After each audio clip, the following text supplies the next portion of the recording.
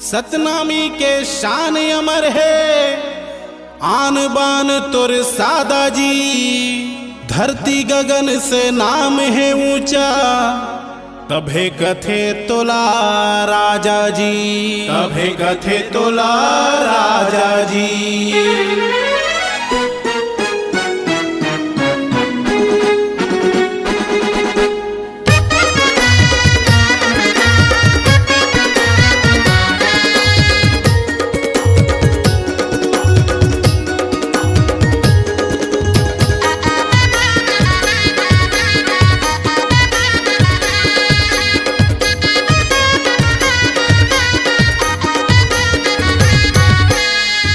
के टावर सतनामी के पावर तुम देखे नहीं हो रे।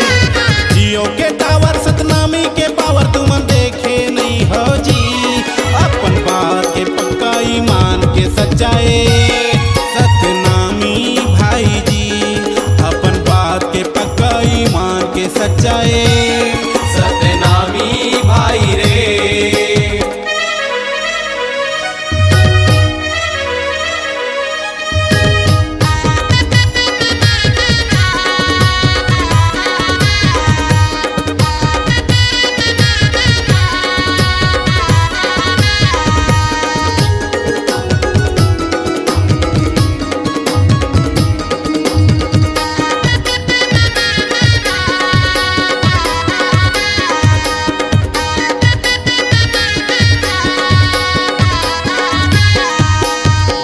बलिदानी बालक दास जगा दिए सतनामी के आस।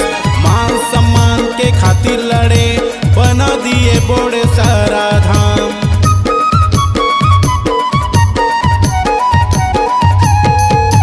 गुरु बलिदानी बालक दास जगा दिए सतनामी के आस। मान सम्मान के खातिर लड़े, बना दिए बोड़े सारा धाम, बना दिए बोड़े सारा धाम। बलिदानी राजा बालक दास के महिमा महान जी। बलिदानी राजा बालक दास के महिमा महान जी।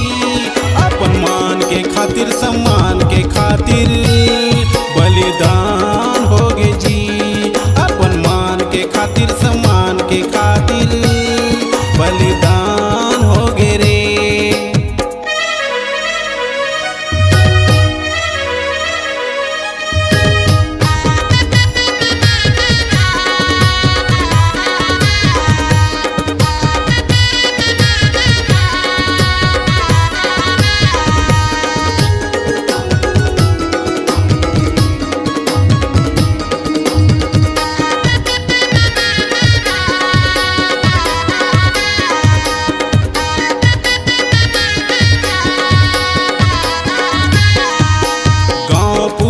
के राजेंद्र रंगीला मैं गावत हूँ तोरे महिमाला।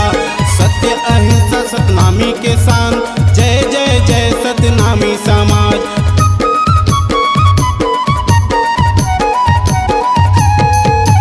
गाँव पूरे न के राजेंद्र रंगीला मैं गावत हूँ तोरे महिमाला।